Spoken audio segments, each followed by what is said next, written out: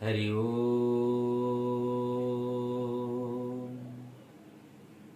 गुरुर्ब्रह्मा गुरुर्विष्णु गुरुर्देव महेश्वरा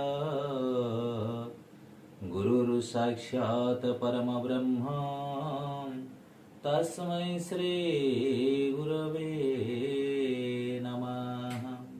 ओम क्लीं गुरुदेवाय नमः। समस्त को नमस्कार। आज आपण मानक सम्मुख को आउ एक सुंदर प्रसंग नहीं कि आसुची। रामायण एक सुंदर प्रसंग।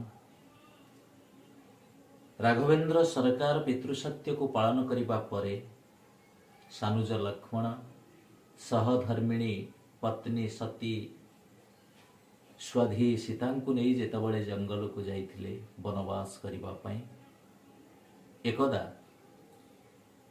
एक सर्पिल रास्ता रे मर्यादा पुरुषोत्तम रामचंद्र आगरे जाउथिला बेले आपण मानकर राघवेंद्र सरकारंकर पत्नी सती स्वाधी पतिव्रता नारी से देखिले जे से सर्पिल रास्ता रे दुईटी पाद पड़िबा परे आउ एक पाद पड़िबा पई मात्र गोटे जगह अछि।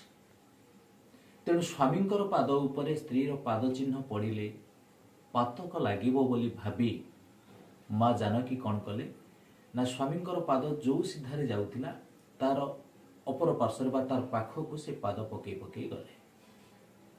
पछरे थिबा सानुज लक्ष्मण चिंता कले जे माँ भाईंकर पाद चिन्ह उपरे पाद पकौ नाहंती काले पातक लागिबो बोली। तेणु से कौन करुछंती अपर पार्श्वर तांको पाद को पकाउछंती।